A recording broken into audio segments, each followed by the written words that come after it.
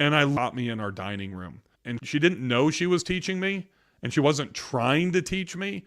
It's just how us as kids, we pick these things up from our parents as we grow. And I think the most important thing is I learned the independence and to be resourceful.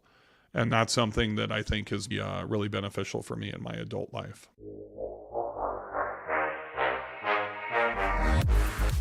You're listening to Slick Talk, the hospitality podcast, a podcast for those who are in and around the hospitality industry who love, live, and breathe what they do.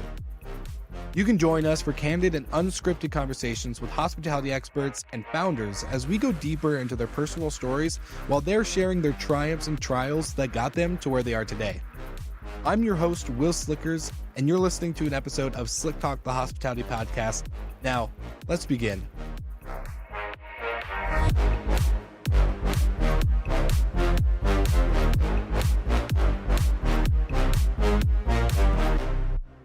All right, Nathan, welcome back to A Minute with Minute on Slick Talk. And we're going to jump into the question today of what is the biggest misunderstanding when it comes to what Minute does and doesn't do? Great question, Will. I think the biggest misunderstanding is probably that we do more than just noise. I know we'll cover that in another Minute with Minute. So for now, I'm going to major specifically on the noise feature itself. Many people think that we can let you know when there's noise in your unit, and that's the end. But what we can actually do with our Pro account is import the data for your guests when they're staying, what's their phone number, et cetera, and then allow you to automate communication with that guest when there's a noise event.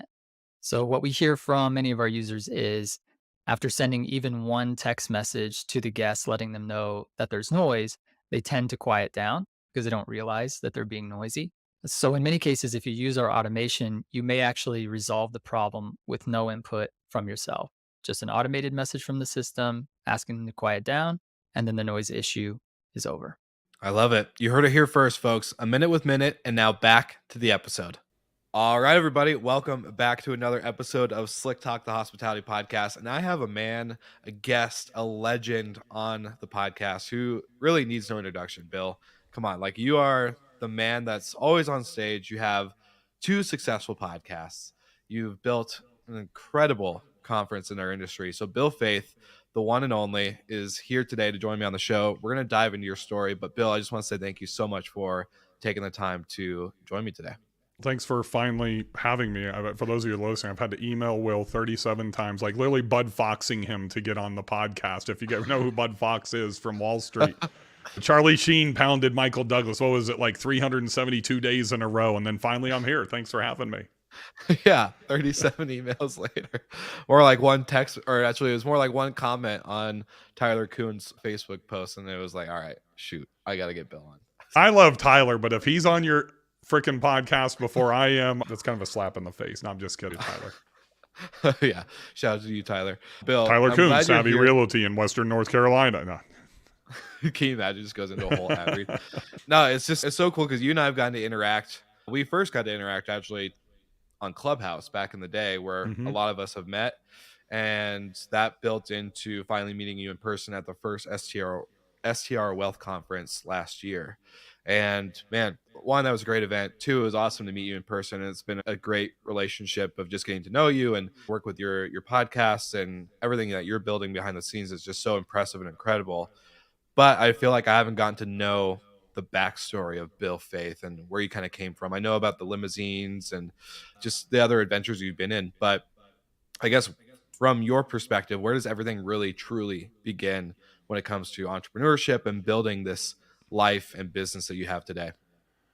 I guess 1978, honestly, that's when my mother and father got divorced, and my mom packed up Paso Robles, California, and we moved over to Bakersfield, California, the armpit of the West Coast in California. And I kind of learned entrepreneurship from her. She was a teacher. We weren't poor by any means. I'm not going to go down that path of like poor Bill Faeth. He grew up, he didn't have shoes and stuff, but she probably never made more than 35, 40 grand as a teacher, in the 70s and the 80s in her life. But you know what? She taught me independence. I was a latchkey kid. If anybody's older and knows what that term means, like from 3rd grade, I was taking care of myself. She worked 2 jobs. She was a teacher, and I'll never forget during The holiday season, she would work at Mervyn's, which is a store long gone now, but like a low-end department store, kind of like a Sears or something like that, to make ends meet. But I never felt that, Will. She did everything for me. When I was in the Big Brother program, and Chris, my big brother, he took me out to this driving range, and he's the guy that introduced me into golf, which has played a huge role in my success in life. And I remember she joined like the Tin Cup Golf Club for me, like a country club, because it was right next to my high school. So I could literally walk. We couldn't afford a car, so I'd get out of class in high school, and I'd walk a half a mile to the country club. And they took care of me. They'd let me have burgers and stuff because they knew my mom couldn't afford all that stuff. And kind of fast forward, my mom, when I was sometime maybe early high school, she bought a preschool. And I don't know how she afford to buy a preschool back then, but she started and I was pulling weeds and helping her set up the room. And I remember seeing her on our dining room table. It was just like ledger after ledger, no QuickBooks back then. She's writing out ledgers and doing P&Ls that I know, financial statements that I know now. And that's kind of, she had me involved in that stuff. And I remember talking to her later. She passed away 5 years ago. And later in life, I was fortunate enough to have some success, and I retired her to the Villages in Florida. If anybody's a golfer, you've probably heard of the Villages, America's friendliest hometown, and it's the largest contingent of STDs too, and the largest consumption of Anheuser-Busch in one area. It's like a party down there with hundreds of thousands of retirees. And I remember I went down there one time as her health was just starting to deteriorate, and it was probably 3 trips before I had to move her to Nashville and start taking care of her. And she just told me how proud she was of what I had achieved and all the startups I'd done and everything I'd done. My mom and I wasn't raised to be emotional and just, I'm not the huggy kissy guy. I'm not the person that's going to kiss somebody on the cheek at a conference or even give a lot of hugs because I'm not adverse to it. It's just not the way that I was raised. And I remember I just started crying on her couch, and because I was so indebted to her. She never sat down and taught me anything. Like you said, hey, Bill, you're the how-to, how do you invest, how do you do these things? That's not what this is about. And she wasn't either. But I just told her how much I appreciated what she did. And she's like, I'm just glad that you learned it because I just wanted you to see what I was doing. And that was probably one of the most emotional days I've ever had in my life outside of the day that she passed away. So I learned it from her, and she put me in places to where I could learn it from other people. She got me access. And I think that's one thing that I've really learned in my adult life. And I saw it when I played golf with a guy named Jay Jacoby. I was 17. I think I was a sophomore actually in high school down in Southern California. And he owned a company called American Pacific T-Shirts.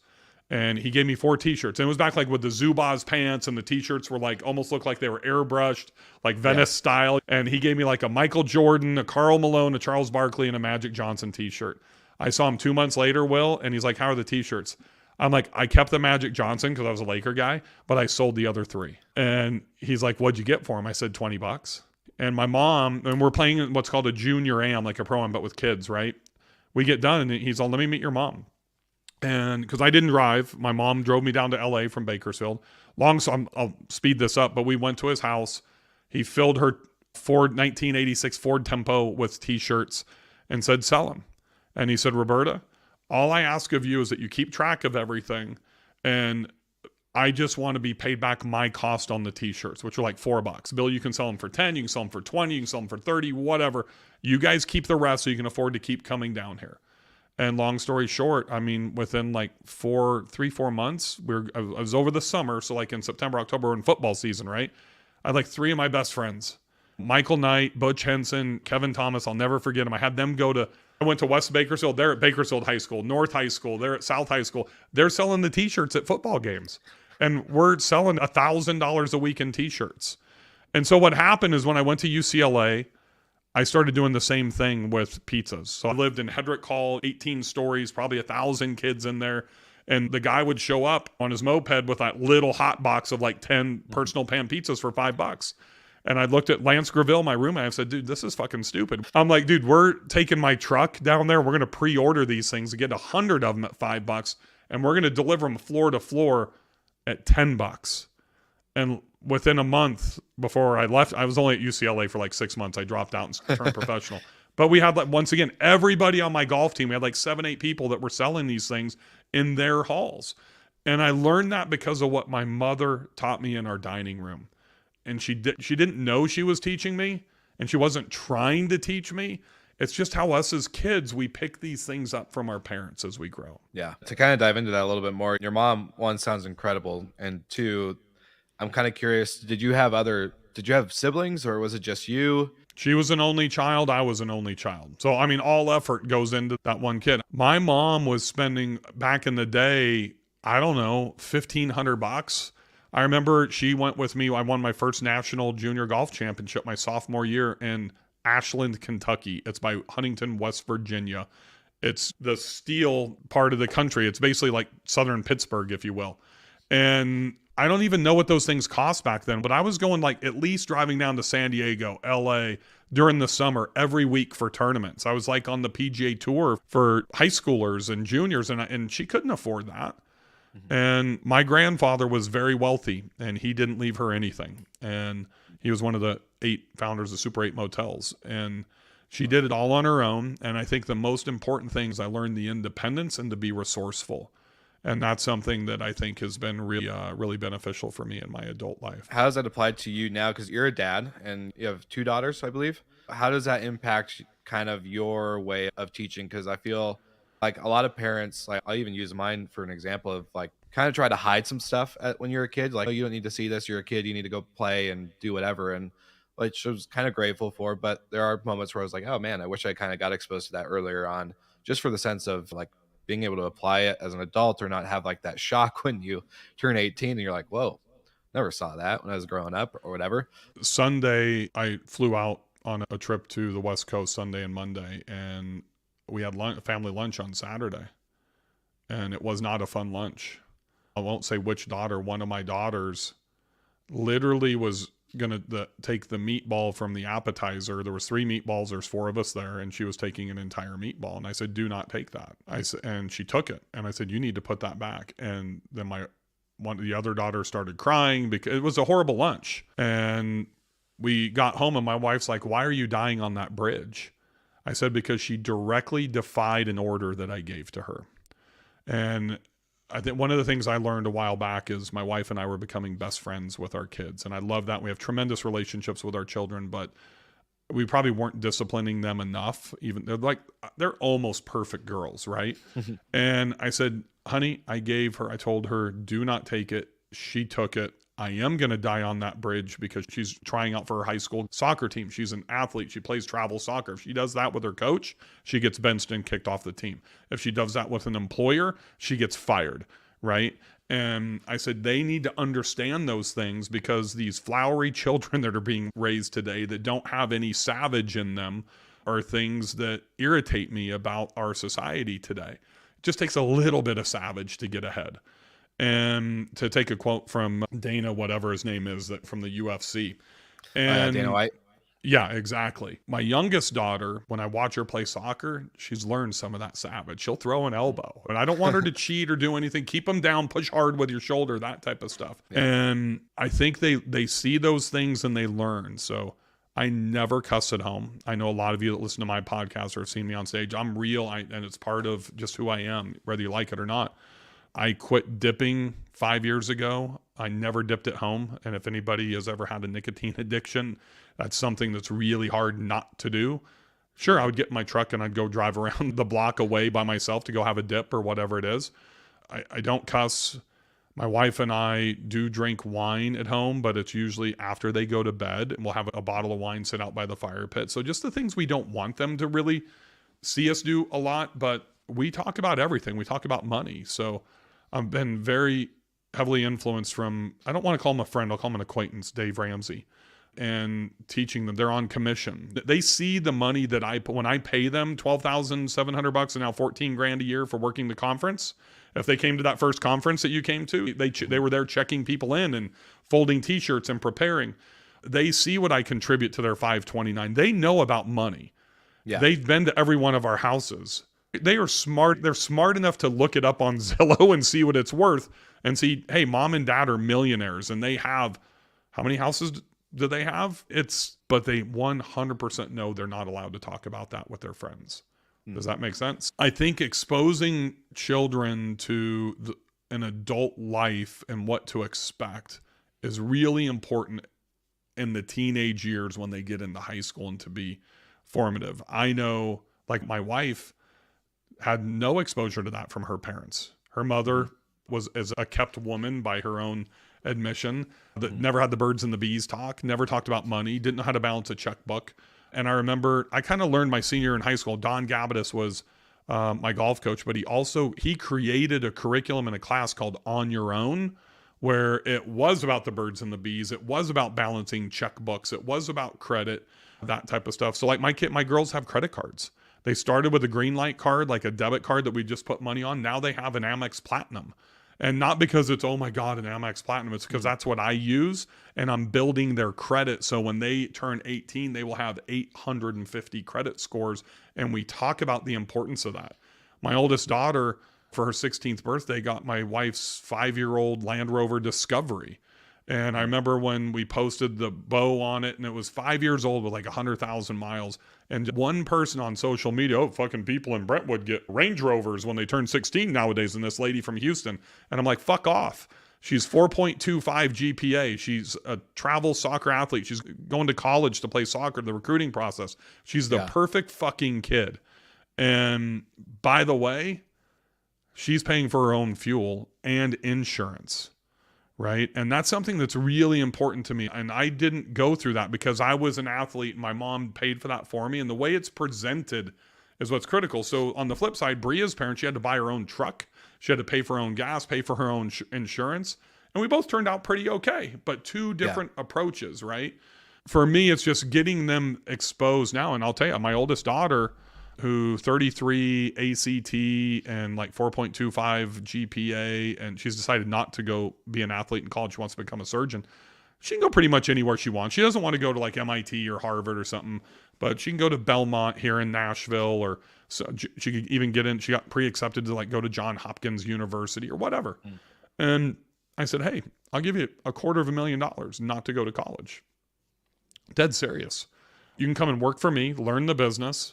I give you $250,000. Here's how much is in your 529. Here's how much is in your investment accounts that I have for you, if you want to go and start your own business. And she's like, thank you. I don't want to do what you do. I'm going to do my own thing and I'm going to become a surgeon and blah, blah, blah. And I'm like, that's cool too. I'll support you with that. But I'm not paying. Like if you've ever heard of Belmont University here in Nashville, it's $55K a year to go to Belmont. Yeah. I said, I'm paying state tuition. So since you're not going to play soccer and get a scholarship, that means I'm paying like $15,000 a year. So you're going to have to come up with $40,000 a year. You're either going to have that in debt, which is going to saddle you when you get out of college. And then you're going to add like another $400,000 to become once you get into medical school, or you can get academic scholarships. And so now that since the soccer deal's done, it's like a whole nother business that we've had to start, is going through and applying and all these external academic scholarships and that type of stuff. Kind of the one thing I do, Will, is everything that we go through in that process, I assimilate to either business or adult life with them to hopefully prepare them. And the only thing I've asked her is, if you minor, please minor in either some type of marketing or business degree. Yeah. Because most surgeons I know, and you see this in our industry, and we see the ones that are business savvy, the David Kangs, the Neil Shaws that are in our groups and that type of stuff, but they're also trying to get out of doing what they're doing. Look at Rachel, perfect example of that. And so that's some things that I've tried to share with her to just prepare my kids for the future, because my mom did it for me, but it was indirectly. I'm a little bit more direct with that. Yeah, I was going to say the comparison of like you and Bria being more indirect and like just being exposed and having to figure it out. Like you said, third grade, you're on your own. You're doing your own thing and having to fend for yourself, to then now you have that experience that you're able to just apply and just say, hey, look, this is some very different routes. This is some very different exposure. It's very intentional. So it's very interesting to see like the two-sided coin from like your growing up to how you're raising them. And it's really cool, actually, like to see the kind of legacy that it creates for not just like you, but their kids in the future and their families after that, and so on and so forth. So, and it's hard, man, because I was a really bad boss for a really long time until I had a bad experience after I'd exited a company and had an earnout and had to work for an asshole to learn how to become a better boss. And luckily I went through that experience about 10 years ago, actually, before they became teenagers. Cause I look back and like that conversation and standing what happened last Saturday, I shared that family experience with you. That's a hard thing for me to do because I'm probably tend to be way too easy, way too laid back, which isn't natural for me. And it's intentional to try to do that because of the experiences that I learned through being a shitty manager as an owner and an entrepreneur, specifically in the limo business. And it's something that's actually helped me become a better father as well. Well, speaking of limo business, I'm curious, after selling t-shirts and pizzas, when did you get exposed, or not even exposed is probably the right word, but when did that entrepreneurship journey begin? When did you open up your first company, and kind of walk me through that like light bulb moment that turned on where you're like, all right, we're going in and we're doing this? It really was Bell Aqua bikinis in 1993. I dropped out. So I graduated high school in 91, full ride to UCLA, dropped out in spring of 92, turned professional in golf at the Long Beach Open, where my idol at that time, Fred Couples, turned professional and won $3,500 like every other idiot 19-year-old. Drove back 2.5 hours to Bakersfield and bought a $2,500 Rolex because I'd wanted a Rolex Submariner forever. Now I'm flat broke again. I still have that Submariner, by the way, and it was paid $2,500. It's probably worth about $15K now, so a pretty decent investment. But I went to play the South American PGA Tour the winter. I didn't make it through Q school to get on what was called the Nike Tour, not Nike Tour, whatever the Hogan Tour at that time, or the PGA Tour. So I did what a lot of the better players did. You went to South America and tried to play your way to play in Asia. So I went to South America for 10 weeks. And we had a tournament just outside of Sao Paulo, and we couldn't afford the hotels. We stayed in housing. There was like 20 or 30 of us Americans that went down there. We stayed with the family, literally in this Adobe like 2-room house. It was kind of weird. It was probably the lower end of the housing that we had. Typically, you're staying with a member of a country club. They didn't have that there. And this golf course actually had goats on it that were like eating the fairways and stuff. It was pretty, not a high-end country club like people. It's not Augusta by any means. I was with Chad Kermel, who was a guy from Houston, and he spoke very good Spanish. I was muy poquito español. I could communicate, but I couldn't have extended, in-depth conversations. Mm-hmm. This family in that second room, they would get up, we'd wake up at 6, 7 a.m. on a practice round day, and they're gone. Like, where'd they go? And we heard stuff, and we kind of opened the door, looked in. They're in there making sarongs and bikinis and swimwear and all this type of stuff. It was really cool. They gave me a couple of pieces, just like Jay Jacoby did, to take home to my girlfriend at the time. And I went back and played the South America. Played South America again the next year, loved it down there, and stayed with the same family. Except for I had won like 4 times in that 12 months and made some decent money, made like $300,000-$400,000. Had over $100,000 in my bank account at 23, and shout out to Buck Owens, if anybody knows who Buck Owens is, the country music legend and hee-haw star. If it wasn't for him, he gave me $25,000 to start my professional career. Because when I dropped out, my whole family was in education. They're like, we're not helping you. And I paid him back. And when I went back to that family, I'm like, hey, loved your swimsuits. They were just selling them down at the market on the beach and that type of stuff. If you've ever been out of the country, people will say you drugs, trinkets, whatever, up and down the beach. They were selling sarongs and that type of stuff. I said, I'd like to buy some of these and take them home. I bought like $2,000 worth, which I couldn't fit in. I thought I could fit it all in my suitcase. That's a lot when I'm paying like $4-6 a piece. And they shipped them via DHL back to my house. I spent my entire earnings, and this is the crazy part of this. So we're now into like January, February of 94. We're still like in chat rooms on AOL and stuff like that back in Netscape. Google doesn't exist. And I decided I'm going to build a website. It took 7 months and almost $200,000 to build an e-commerce platform. And I'll just speed up the story. I started drop shipping Bell Aqua bikinis. Did it for 18 months and got bought out by a small company called Venus Swimwear. And thank God I had Jeff Stewart, who was the best man at my wedding, who was my CPA. So, Bill, you got 2 options. You can have a royalty in perpetuity, or you can take whatever it was, $2.2 million up front. I said, dude, I want the cash.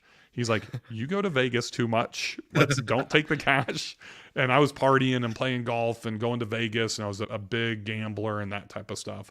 And I took the royalty in perpetuity. And it was probably one of the things that changed my entrepreneurial life. I got to check last month. It's dropped way down, but it's still over $3,000 a month. They still use a couple of designs, and randomly, I'm not going to take credit for it, but was one of the first people to do, for all you women out there, separates, to where you could buy a small orange bottom and you could buy a D cup, a large whatever, black and white polka dot to go on top. Because before that, they were all together. You couldn't separate the bottoms and the tops. And it just happened randomly because I didn't know any different. And literally just stuff would come in boxes, and I didn't know how to merchandise and all that type of stuff. So it kind of happened by accident. And that was one of the things that at that time, Venus was not doing that. Nobody was doing that. Made it way harder to manage inventory and size runs, but way better for the consumer. And it was one of the first things I learned about trying to eliminate friction for the consumer. And I'm not going to get into that how-to stuff, but it's one of the reasons for those of you that have websites, whether it's in the STR space, the midterm space, anything, why I don't like websites and why I drive traffic to individual sales pages. It's to remove friction. And that was kind of the first time in 94 that I experienced that. That was kind of the impetus to start everything. Shortly after that, I quit playing golf. I met this curly blonde-haired girl when everybody goes home from college on Thanksgiving and everybody goes out and parties like on Wednesday night before Thanksgiving. I met this girl, and two girls actually, my best friend, Rob Thompson, and I wanted to go out with this girl and he wanted to go out with the other girl. Long story short, the other girl is now my wife, and I took her out to caddy for me for about 5 months, played not even that long, played 12 tournaments. In the 5 previous years of playing professional golf, I'd missed 3 cuts. In Asia, PGA Tour, Nike Tour, South America, everywhere. I missed 12 cuts in a row once I met her, and I said, you know what? I think it's time to give it up. And then we started Wild Bill's Texas Smokehouse, a restaurant, together, and I became a college golf coach. Holy crap. What a journey. So I'm not going to age myself a little bit, but 94, when you're building this e-commerce site, I wasn't even born yet. So you were still dangling from ball to ball at that time. Seriously. I was probably not even a thought. My mom and dad were too busy with all my sisters. Well, I'm going to be 50 in like 9 days. 50. Happy early birthday. This will be out after your birthday. So anyone listening, Bill's birthday passed. But that's just wild to think. $200,000, 7 months for an e-commerce site. You could do that in couple hours today, and for $50. So to think of how much it's changed is wild. I can go to Shopify and by noon, it's 10 a.m. my time, by noon, literally be up and running with UPS code, zip code, everything ready to go to ship. Yeah, that's wild. It's insane. So with the restaurant, I know in kind of your story in 2015, you got, I think you bought your first short-term rental property. And so from the restaurant, you've had a limo business, you had a glow-in-the-dark golf business. I'm curious, did all of this happen at once, or did you enter, or not stop, but like enter a business, sell, enter a business, sell, enter a business, sell, or did you kind of build out this empire of like restaurant, golf, limos, etc., going into multiple facets? But I feel like they could kind of feed themselves in a good way. Like if you're at a restaurant, great. Where do you want to go for entertainment activities? You go to the glow-in-the-dark golf. I've never done the same business or industry twice. A lot of it's the exact same way that I invest in real estate today. I don't care if it's a boutique hotel, if it's a single family home at the beach, mountains. I've done commercial. I've done gold LEED certified industrial warehouse for one of my businesses. I built it, rehabbed it, all that stuff. The one thing that I learned when I built my first big business, and I've done 27 startups with 19 exits, and I still have 3 businesses that I've turned into an annuity to where that's part of my long-term retirement plan. Planning for the future, folks, is extreme. I don't sell this, but planning for the future is extremely important. And to have a plan that coincides with your life and your spouse, life, wife, and business, they all have to commingle together. There's no separation of church and state here. So restaurant business was another Jeff Stewart thing. I'd quit playing golf and hey man, what are you going to do with your money? I don't know. I've got these people. They are in the restaurant business, and boom, we did that. We hated it though. So and that's one of the problems. So I go fast. And I think speed for an entrepreneur is an incredible trait to have. I think going fast, but not rushing. It's like John Wooden talks about knowing what your optimum speed is to operate or to play basketball in. And I went to the John Wooden basketball camp, and I believe in his pyramid of success to this day. But you have to sustain control, right? It's like if you drive a car and you're going around turns. You should feel when you start to get on that line of getting out of control. And the question is, are you going to keep your foot on the accelerator? Or are you going to ease off just a little bit so you can sustain control? I want to go as fast as I can in everything that I do and sustain control. So that's why I've done so many startups. The restaurant business was the worst business I was in. I went from one primary restaurant, and then I had 5 satellite locations within 11 months. I sold that in 18 months. I found out that I wanted to do things that I liked. I found out that speed was critical to growth. And I just kept growing a lot of small businesses and exiting or bringing in friends. Family never worked out very well, but friends, and I would become friends, just like with Chris that works for me now. Chris has ownership in my companies and multiple of them. And hopefully him and I will be together forever. John, one of my high school best friends, he still runs Bulldog Auto Detailing that I started when I was playing professional golf. This is right around the same time as Bell Aqua. He's turned it into a $2.8 million business, and I get a check every single month. That's better than doing an exit. That's the perpetuity with Venus that Jeff talked me into, right? So I look at those things, and I've never really targeted specific businesses to get into. I had no idea I was getting in the glow-in-the-dark miniature golf business. It didn't exist. But what happened is I look at opportunities just like I look at investing in real estate today. I'm investing in the best opportunity I can find. That means I have to look in commercial. I have to look in industrial. I have to look in short-term rental. I have to look at multifamily, all of those things. A lot of people think the trip I probably just did, Bill's out looking for homes. No, it's multifamily that I'm looking for, right? I got into a lot of things, and the one that really changed my life was the glow-in-the-dark miniature golf business, and it was a pivot. So I was a college golf coach, had sold the restaurant, was coaching a D2 university, Cal State University of Bakersfield, on a D1 level and competitiveness. We were ranked number 1 in D2 and probably a top 15 program in D1. And I started teaching at a driving range. And I learned that when you charge $175 an hour, it's great when you're 25 years old. And it's great to teach for 8 hours, but you have to be there every single day. And after about 3 or 4 months of being there 7 days a week, oh my God, I'm making good money for what I'm doing, but I'm chained to this driving range. I've read an article about this thing called Glow Range, which was it's basically a driving range game where you hit balls into fiber optically illuminated targets. Flew to Phoenix, saw a corporate outing they did for NCAA basketball coaches that night, got to meet like Dean Smith and some huge basketball coaches that were there, which were kind of cool. And I said, hey, I want to bring this to Bakersfield, California and open it to the public. So long story short, the stuff that I do in my real estate where I do the things that other people won't do, the added amenities and just the crazy stuff, I did with Glow Range. All they had were music, a target, and a golf ball. And it was cool. It was at night. It was flying through and just to preempt, Reg Booth, my partner, sold the technology to Top Golf, and that's what they use even to this day. But when we put it in Bakersfield that first night, it was me and Bria, Kevin Brewster, 16-year-old kid picking up our golf balls. I had Dollar Draft beers. I had music blaring. I had a Shure microphone. Actually, I'll never forget it. We had this board and a projector with a football screen, and we're manually moving the ball. We had color-coded our stalls. The games and stuff you do at Top Golf today were birthed at Glow Range. Mm-hmm. Reg Booth, Bree and I bought the franchise from him. The average golf ball at a driving range, if you ever go buy and spend $10 for a bucket of balls, is 28 cents a ball. I was getting $5 a ball at the Glow Golf business. Long story short, he gave me $500,000, said, I want to become 50-50 partners with you. That's not for you. That's for you to open 10 more of these around the country. Everyone failed. Wow.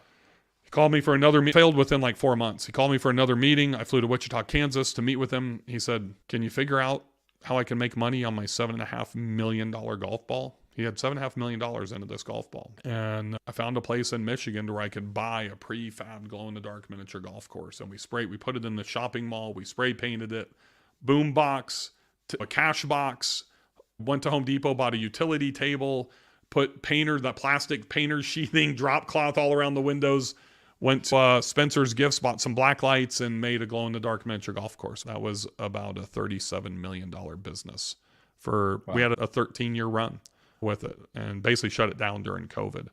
And that's when I learned we had 782 employees at one time. I didn't like having that many employees. I didn't want to have that big of a business ever again. And that's kind of when I started just reevaluating my life and building something that I wanted for a future.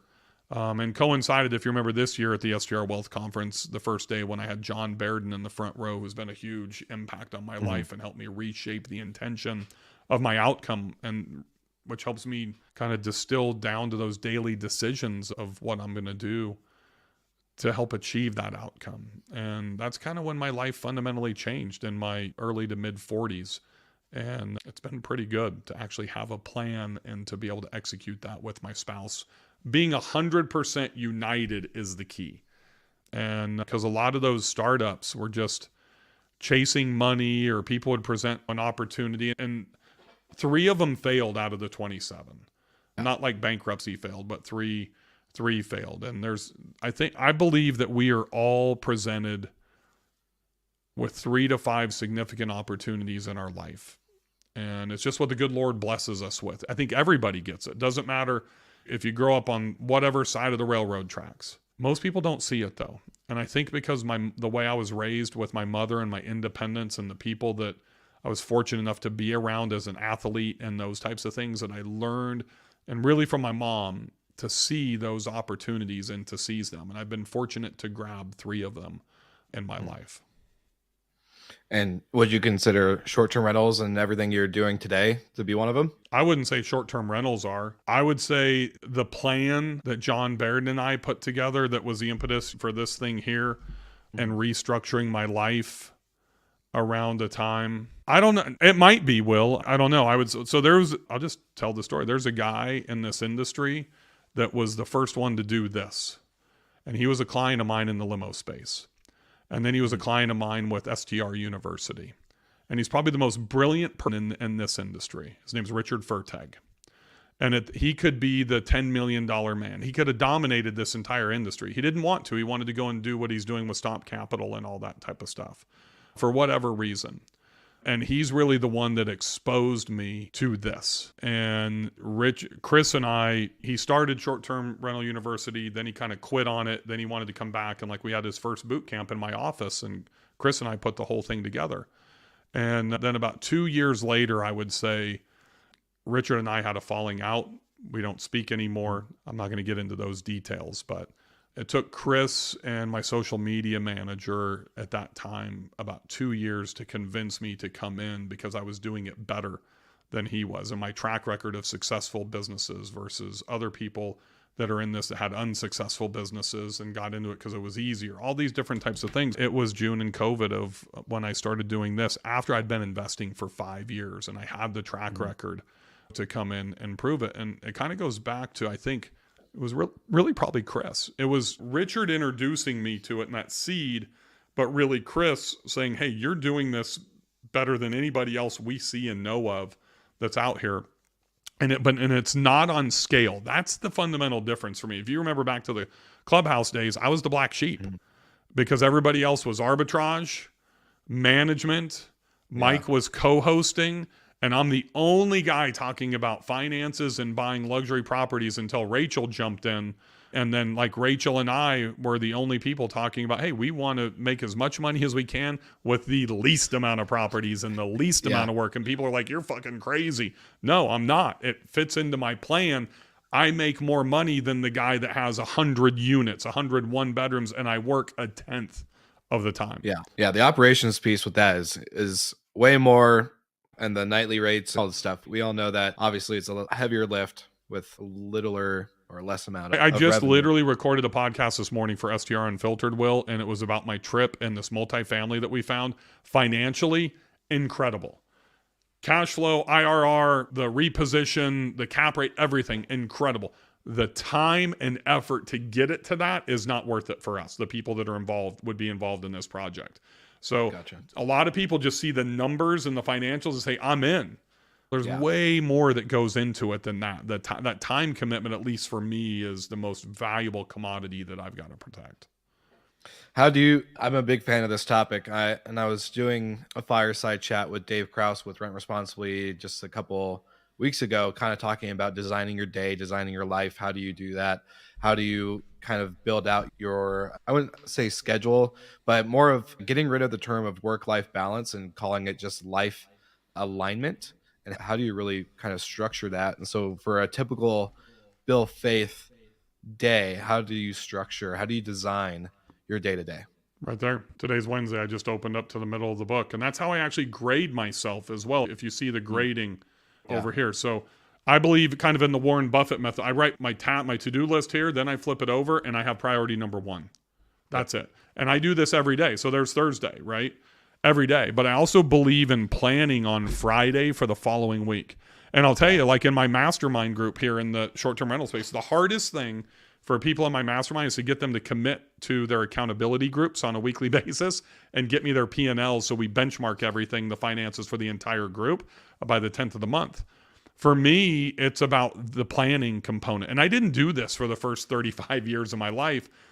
And that's not true. I was very regimented as a golfer when I got into business because it kind of came fairly easy for me. And everything I did, except for like 3 or 4 times out of 27, I've had success. I wouldn't document. I didn't do SOPs. And I would just go from business to business. And I didn't have a plan.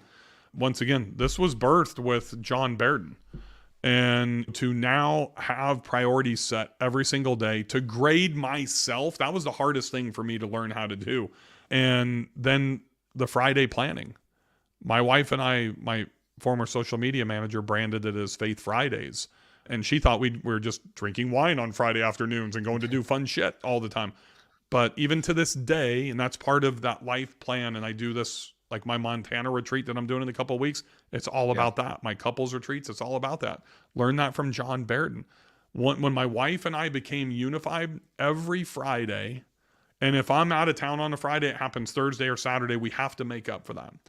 Yeah. And I did a short session at the conference on this for the first time this year, which probably wasn't the best idea because it's too in-depth to try to teach over 1,000 people. But we audit the week and we plan the next week, and then we're looking at the future. So everything is about the outcome for us. And you have the life side and you have the financial side. We've hit all of our financials. We still need to sustain. Yeah. Initially, I was going to retire when I'm 60. That's 10 years and 2 weeks away, right? Yeah. The financial plan, we're there, but now I've got my youngest daughter, which is 13 in 8th grade, finishing up in 3 weeks, and then she's got 4 years of high school. So kind of that life event of her graduating high school will determine our retirement now. Does that make sense? So you have to plan for 100%. Weddings, plan for deaths, plan for taking care of people, all these things that potentially could pop up in our life from a financial perspective and a personal perspective. We audit that every week. And now it gives a lot of clarity in our decision making. It's incredible how much better our decision making is now. And that kind of ties back to this trip I just did. Not going to make the one investment because it's just too much time. Dang, that's really good. That's really good because I think a lot of people, I don't know, maybe choose this word carefully, but you talk about the opportunity moments, right? We get maybe 2 to 3 really iconic opportunities in our life where we either decide to grab them or not. And I feel maybe today there's too many that present themselves, and not the iconic opportunities, but the opportunity of just opportunities in general.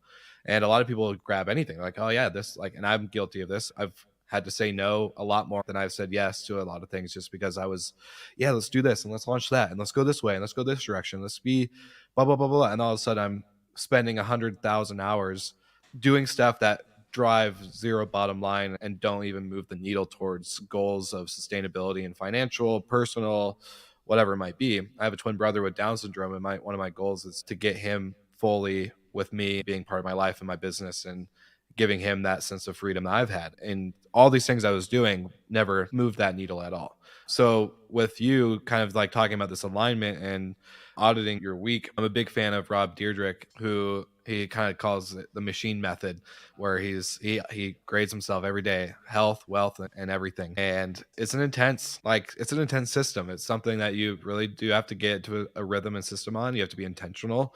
What's your advice for anyone who could be listening and feels like maybe they're over presented with opportunities and overwhelmed, and there's one direction here? How do you determine really where that, because for me, I know for like our company, once we set our core values, that made like not just our company core values and mission statement where we like blare it on the wall and we look at it every day and whatever, but more of like truly what do we believe in as people. That changed everything for us in a company standpoint, and now it's kind of applied to my personal and how I grade myself and make decisions. It's become a lot easier and it becomes a lot better and it gets better over time. What's your advice for anyone who maybe hears this and is in that state and is kind of like, where the hell do I even begin, and how do I know what's true, and what, like, where, I don't know, there's just so much that goes into it. So I think there's two things. Yeah. Number one for me is wife's approval. There's something about women's intuition.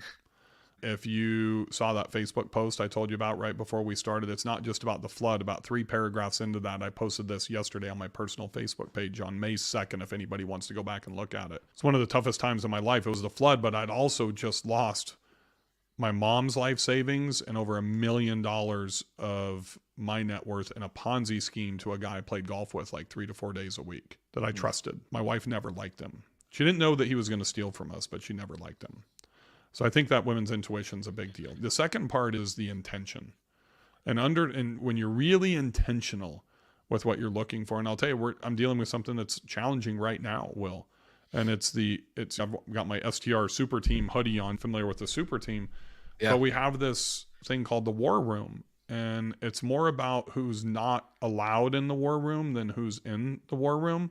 And we have to be super intentional because it's like this huge, super high level mastermind and investment, group together. And we can't just let everybody in, even though a lot of people would say it's expensive to get into. Let's just take the money and let's just make money that way. That would defeat the entire purpose. So I think it goes back to defining the outcome of what we want out of life, not business, not personal. It's being very specific and defining what you want. So the first thing that people come to me when we go through this exercise, this will happen in Montana. I've only got 20 people, very small group. And I'm going to say, what do you want out of retirement? And they're going to say financial freedom and travel the world. Oh, great start. But that's the plane hovering around at 30,000 feet. Let's bring it down to 10,000 feet. Then let's put that thing on the runway and be very specific. I'm going to retire at what date?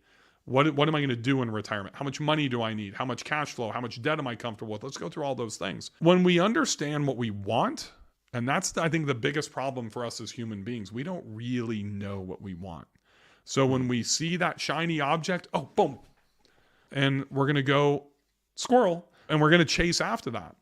Yeah. I have more than a little bit of that in me with real estate, which is a huge part. Probably my biggest company that I have today is Build Short-Term Rental Wealth, and my personal real estate ventures, my co-hosting business. I'm like all in on real estate. So there can be that shiny key syndrome in anything that's presented in front of us. We have to be able to see through that and really ascertain if that's going to fit into our plan.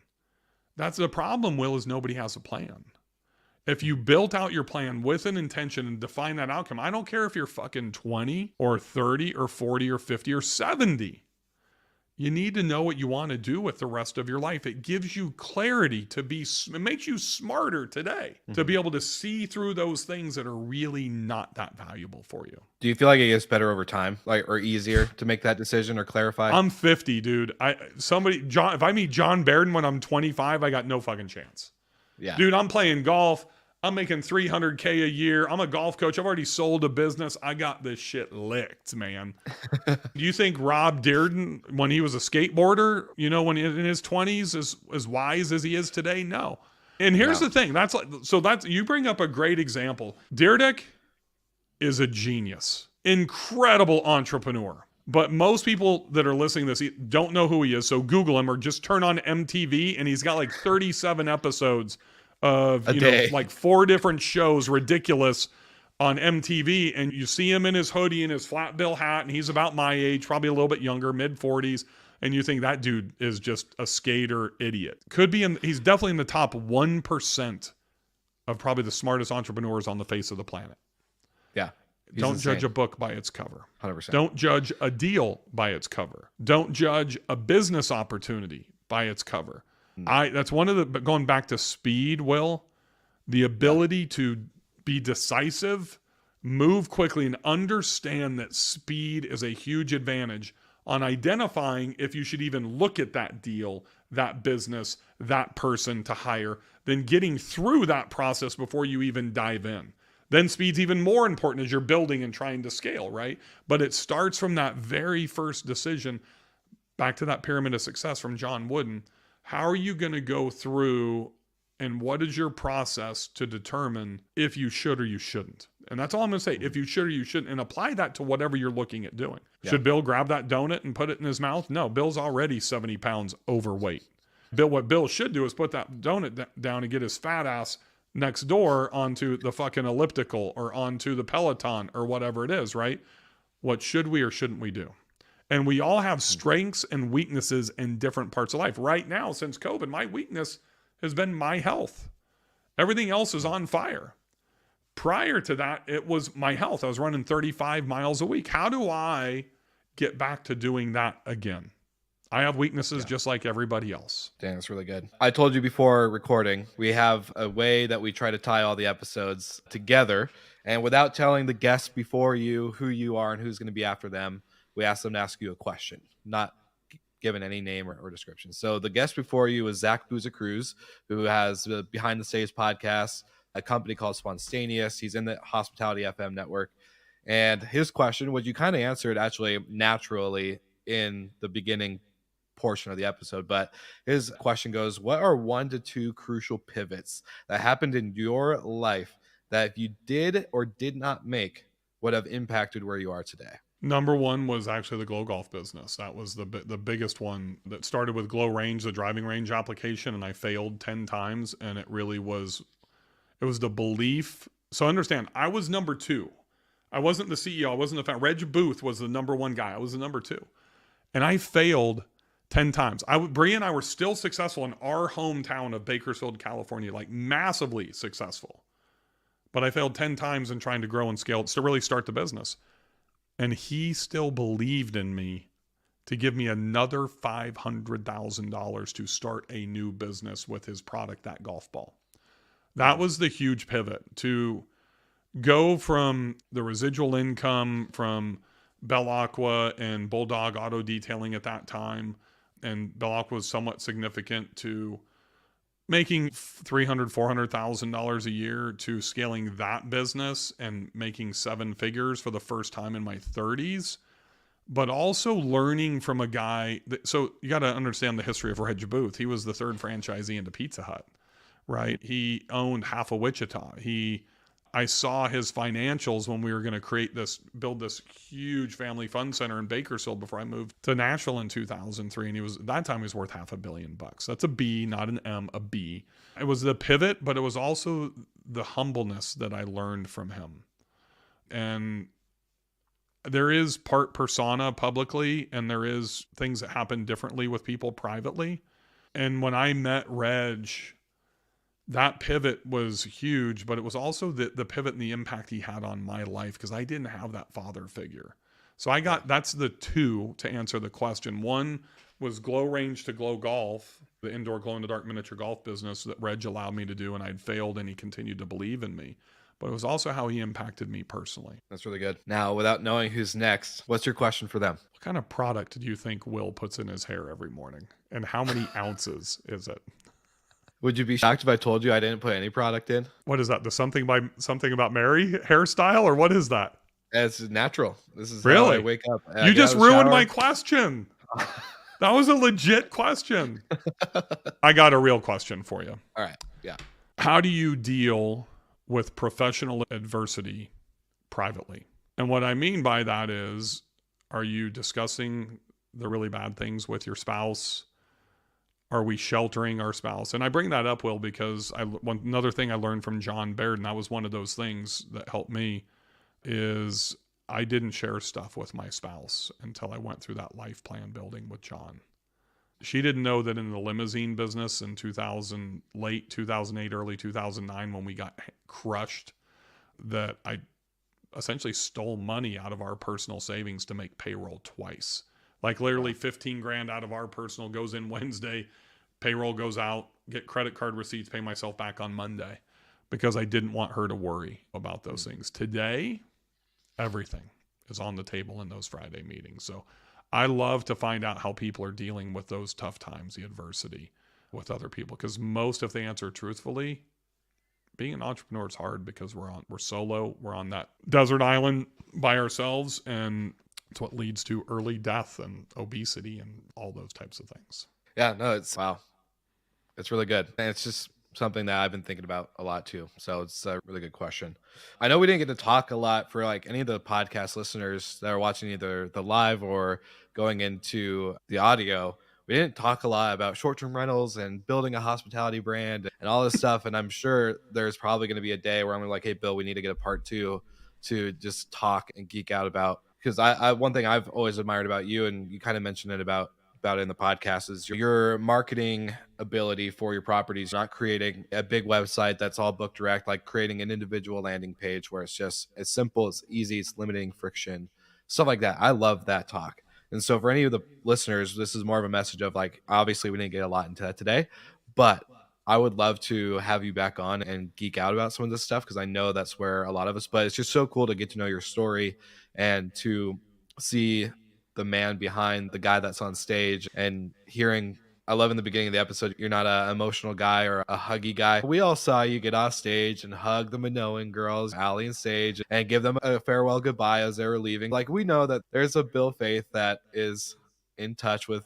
personality and relationships and What's takes care of funny people. about that, Will, So, I can't even tell you how many emails and DMs I got about how sweet that was that you gave your daughters a hug when they were leaving. Unless you're in the know, they didn't realize that those were the Minoan girls. And when I sent an email out about Minoan, and I referred to them as the Minoan girls after the Miami retreat, and I got so much female hate mail for using that term, Minoan girls. Hopefully whoever sent those emails saw that, you know what, I love the Minoan girls. And that's a testament to how good they are at building relationships, and something that I think a lot of us could take lessons from as business owners. For sure. For all the listeners out there, Bill is actually in tune with his emotions. He's not just this big guy that's all about business. It's there. I'm actually very emotional today, Will, and I get emotional over things like that. I almost started... Today was just May 2nd, where you're reflecting on the flood and everything on that, right? Or was there more to... What I didn't put in that post is Reg Booth gave me and my wife $10,000 a month for 7 months. Then my next door neighbor, in that post, I literally a week prior bought a $90,000 Escalade ESV from my neighbor who owns the Cadillac dealership. And that car depreciated by $30K the day I drove it off the lot. He gave me every penny back, including he paid the tax and took the Escalade back. And we lost $680,000 in income immediately. And to have people to prop you up when you're down like that, I wouldn't be here today if those people didn't take care of us when we went through those things. Somebody commented on that post, oh, you should have 6 months worth of savings. I had fucking savings. But you know what? People still pitched in to help. And it's kind of some things going through COVID that I was able to repay a lot of that during COVID to help people, which makes me feel really good. I get emotional about people's successes and things that I'm able to play a small part in. And it's funny, a lot of people give coaches credit, and I think the players should, but every great coach will tell you, you are the one that put in the effort. You're the one that was doing the workouts. You're the ones that were doing the drills. And we all like to be patted on the back, but when you can pass that along to somebody and see them thrive, that's the best feeling in the world. I get emotional when I see that stuff. And it's funny, people probably see those like posts. I see it in my Facebook group quite a bit hey, thanks, Bill, for helping us do this or that or whatever. And they probably think, oh, that's Bill asking them to post something so he can sell something. That's the stuff I screenshot and I keep, because that's what motivates me to keep doing, what I do. And I think when you can find that motivation and harness that, and it's one of the things, if I can leave one thing about short-term rentals, it's why I only invest in what I believe in and places that I would stay at and places that I make financially driven decisions. But if I'm not going to invest into any business or any property that I wouldn't buy, I wouldn't be a client, or I'm not interested in. Because then if you lose that passion, you're not going to be fully committed to that business. And a short-term rental or a piece of real estate every one of those is an individual business. So if you're not passionate about it, don't invest into it. That's great advice. For all the listeners, that I obviously have everything, and we're going to link it on the show notes. But if you had one spot for anyone who wanted to get to connect and reach out, or just get to know more, or be a part of your universe of content and discussions and education, where would you send anybody that was curious for that? Build short-term rental wealth everywhere. Instagram, Facebook group, Facebook, website, all that type of stuff. Probably most people are connecting with me on Instagram at Bill Faeth. That's Faeth 73. But you can find me pretty much everywhere that's out there, and just shoot me a DM or a PM if you have a question. I pride myself on probably being one of the most accessible people in our industry, because, I just want to help. Which is very true. I get calls from Bill at 7 a.m. telling me about things that he's seen, and it's very true. It's very accessible. Could you imagine working for me? If I get that idea, ask Chris. You need to have Chris on a podcast sometime. He'll tell you about the freaking Slack messages and 3 a.m. phone calls and all that type of stuff. I love it. It's so good. It's so worth it. Bill, seriously, thank you so much. I know you got to run in to go on another trip, but thank you again just for taking the time to share your story, peel back behind the curtain, and let us see what has led up to where you are today. It's been really incredible to get to know you and your story. So thank you. I really appreciate you having me. It's been a lot of fun, and thank you everybody for listening. Of course. You heard it here first, Slick Talkers. Make sure you like and subscribe to everything Build Short-Term Rental Wealth, Bill Faeth, anything he's got going on. And we would love to see you guys all again next week. So you know what to do, and we'll see you all then.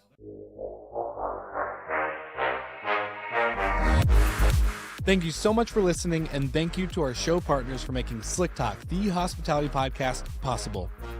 We hope you enjoyed the show, and we would love to connect with you outside of the podcast. So you can follow us on all of our social media channels for daily hospitality content, or find us on slicktalkthepodcast.com. And don't forget to rate, review, and subscribe so you never miss an episode. I'm your host, Will Slickers, and we will see you guys all again next week.